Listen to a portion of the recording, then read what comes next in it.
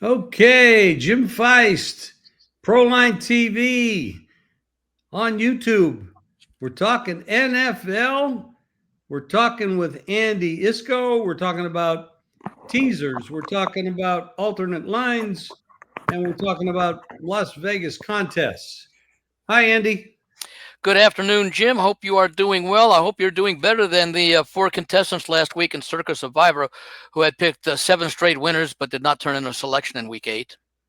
Oh, no. I can't Wow. figure that out. What I can't figure out is this deep into the season. What I can't figure out is that 98 people who put up $1,000 over the course of the first 8 weeks did not turn in their selections. Now, obviously, there can't be any multiple people in the 98 because once you don't turn in a selection, you're eliminated. So it's 98 individual entries did not turn in selections over the first 8 weeks. That's $98,000. Yeah, that's free. That makes this even more of a well. This makes it an overlay actually because Derek Stevens of Circa had guaranteed 15 million. Had they not received 15,000 entries, he would have filled in the shortfall to get up to 15 million. They actually had a little over 18,000 entries, so there was 18,000, but it was not an overlay because the number of entries equaled the prize pool.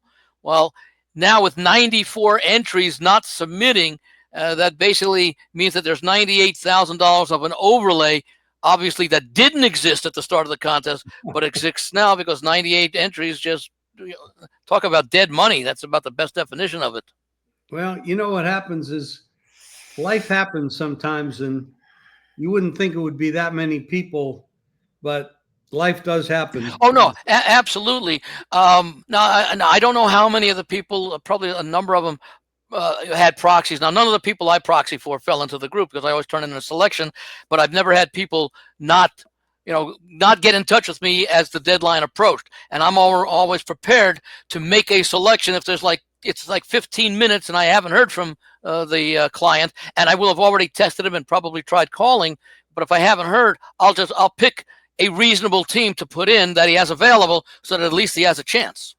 I think two or 3 years ago, I think the ultimate winner actually won the contest. His proxy, I think, put in a selection for him because the client forgot to send it in, and it was going to be the other side of the selection that the proxy put in, and the proxy selection won. I hope you got a big tip. I sure hope he did, and I hope the tip was, don't let this happen to you. Oh, boy. How many players? How many players do you have left in all these contests?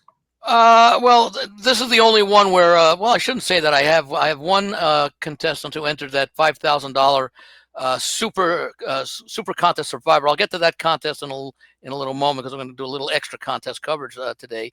But I had only one person. He's still strong. He's still going strong. Good. With a lot of good teams remaining. As far as Circa Survivor goes, I think I started with 39 entries, down to 6. Okay. A lot of them were eliminated in that week 5 bloodbath that I think it caught me, or maybe it was the next week that caught me when I had the Arizona Cardinals against Tennessee when they came back with the thing. But I think that was the week when the Thursday night game when the 49ers beat the Rams on that Thursday night game. That eliminated a lot of people, and I believe the other one was the same week, and the big one, that one was, if I can read my notes here, the Texans. No, the Texans won that week. I forget the one that it was, but it was. I know it was a week where there were 1,400 people eliminated, so maybe it was the week after that. So, in any event, those were the 2 big weeks. Last week, of course, was one of the big weeks. In fact, getting to that. Prior to last week, of the 18,718 entries that were still alive, 14 that had entered, I'm sorry, that were original entries, 14,504 had been eliminated in the first 7 weeks of the contest, leaving 4,214 remaining.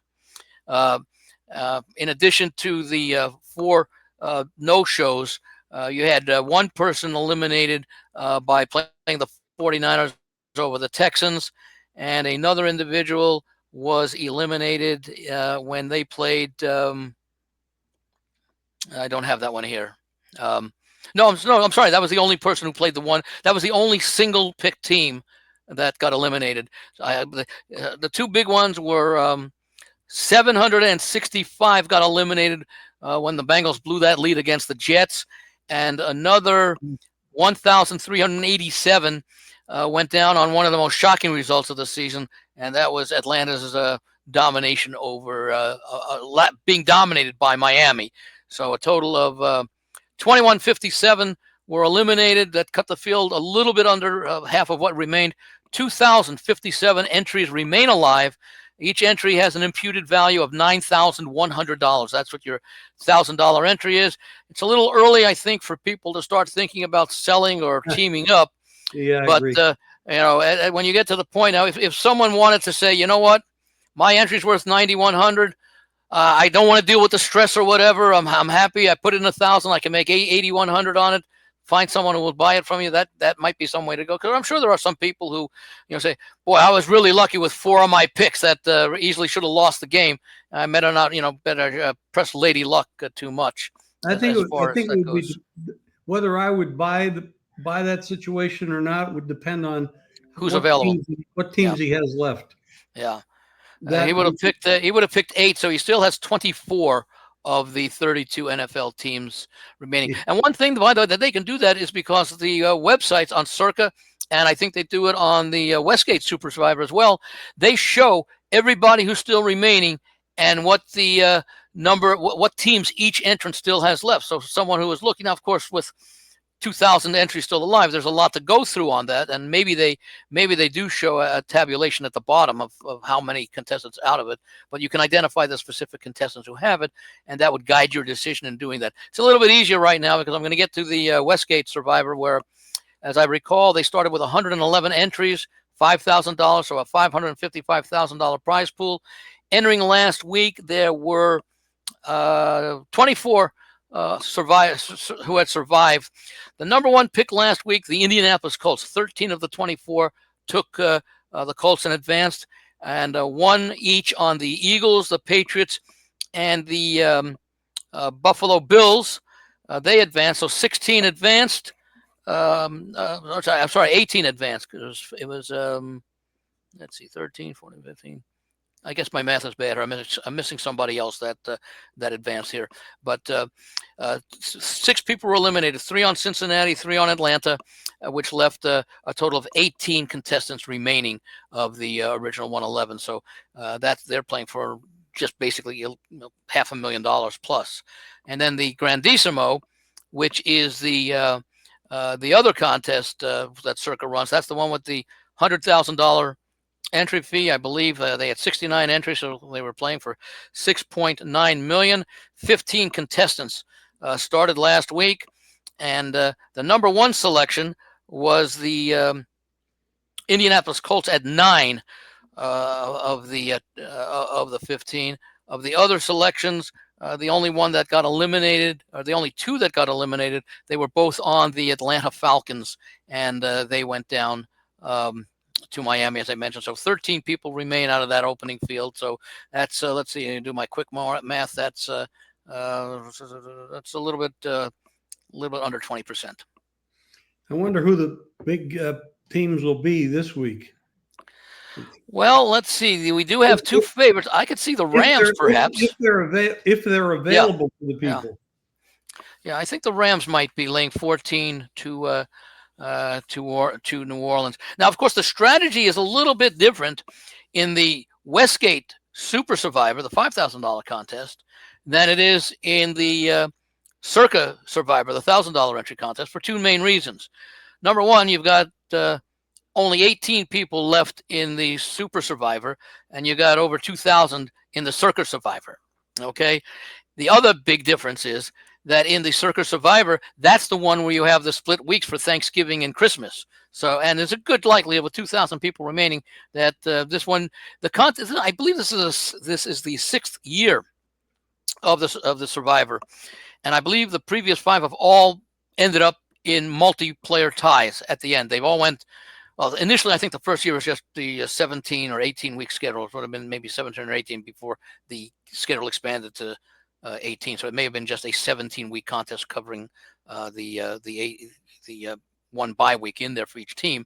But then they increased the schedule from 17 to 18 weeks by adding that game. And in each of those years, there's also been a multiplayer tied. I think last year maybe 8 or 10 of them tied, and all became millionaires.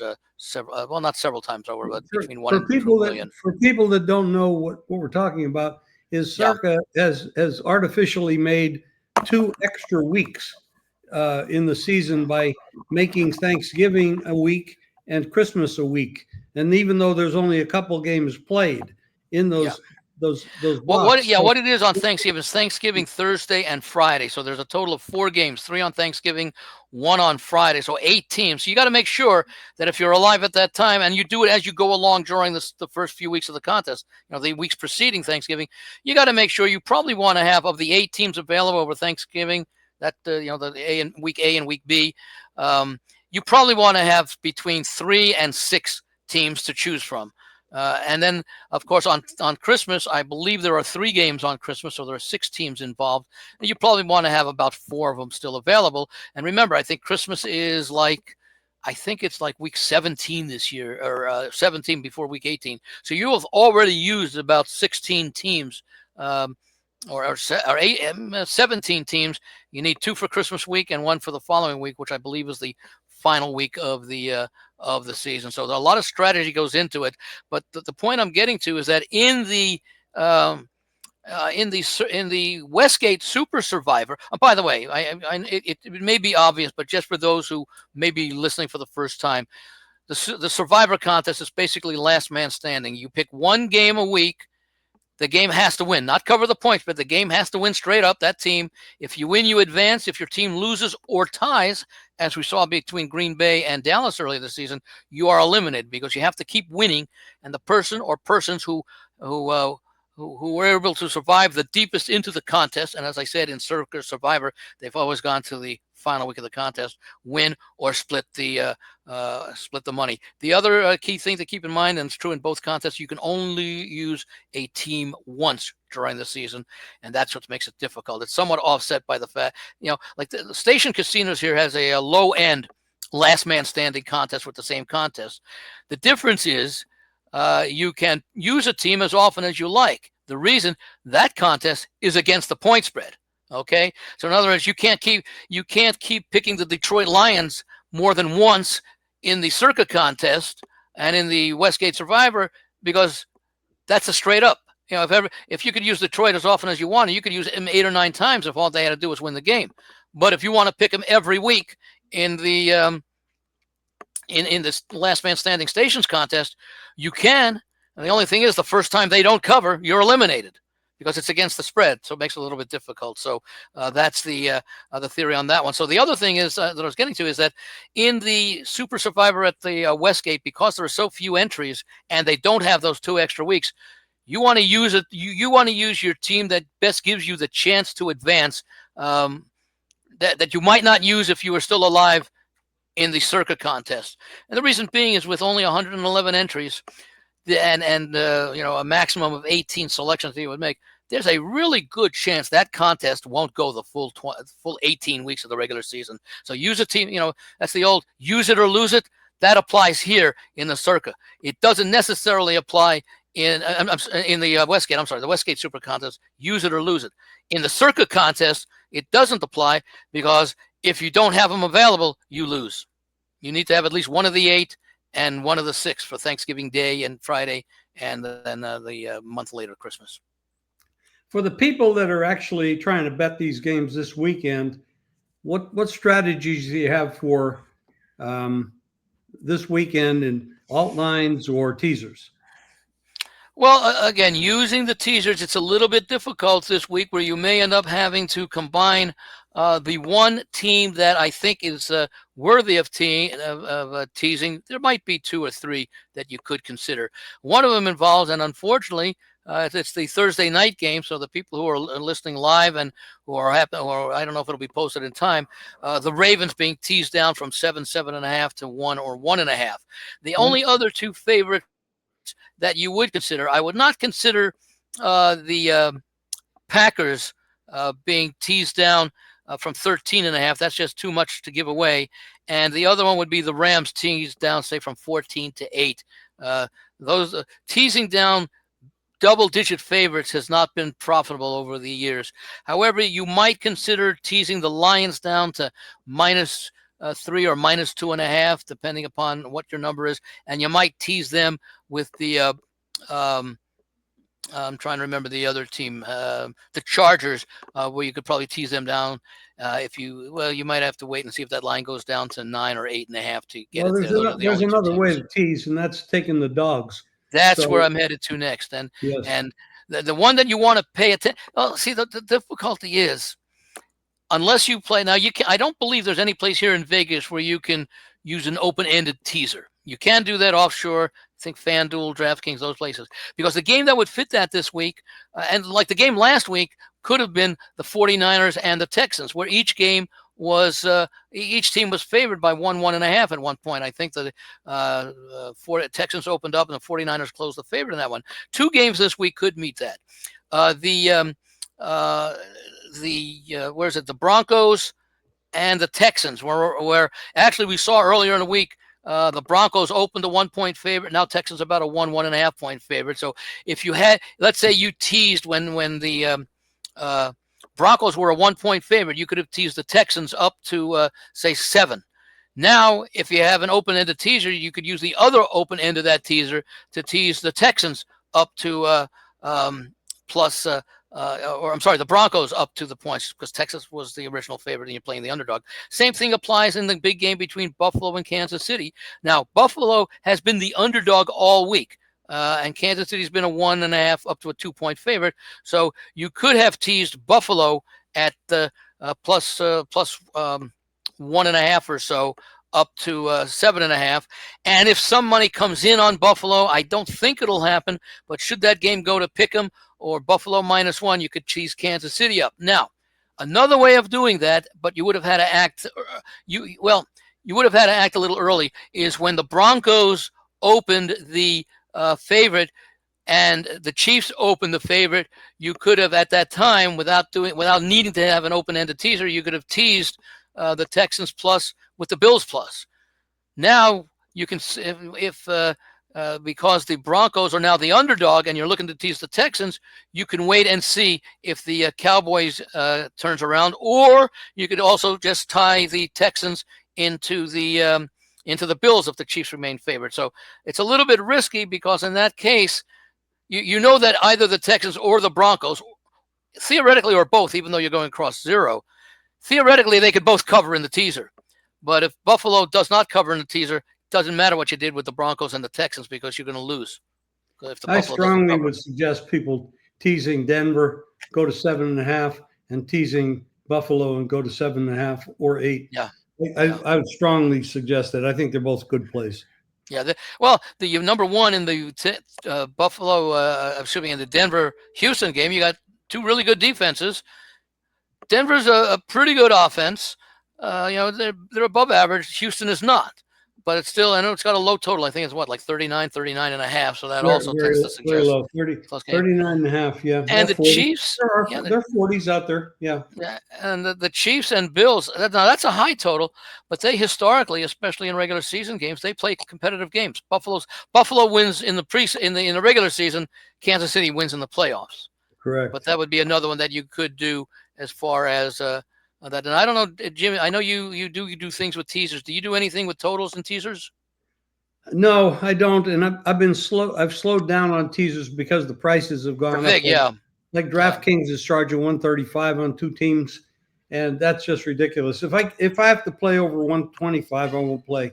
Yeah. Actually, 120 is mostly my limit, honestly. Yeah.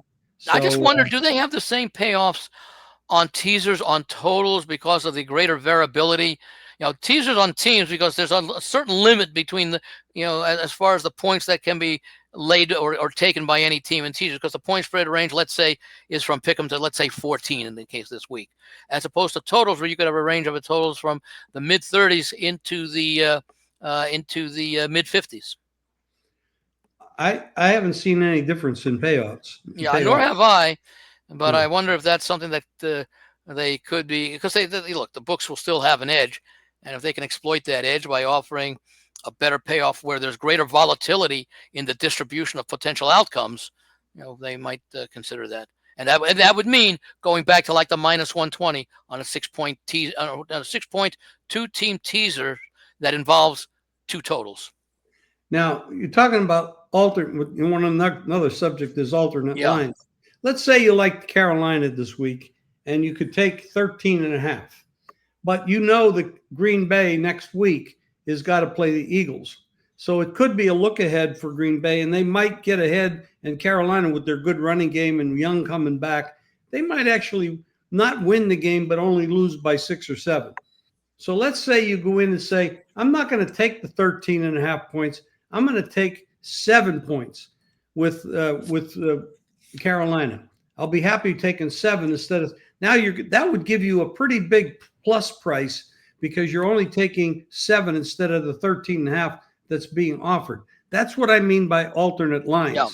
And you might do the same thing with another team that you maybe think is a small underdog, but you feel like they're going to win the game. Like, for example, let's say you like Denver, and instead of taking 1.5, you say, I'm going to go in and I'm going to lay 3. Yeah. That's another possibility. And again, you're going against a team that has a much more limited offense than you do with Denver. Correct.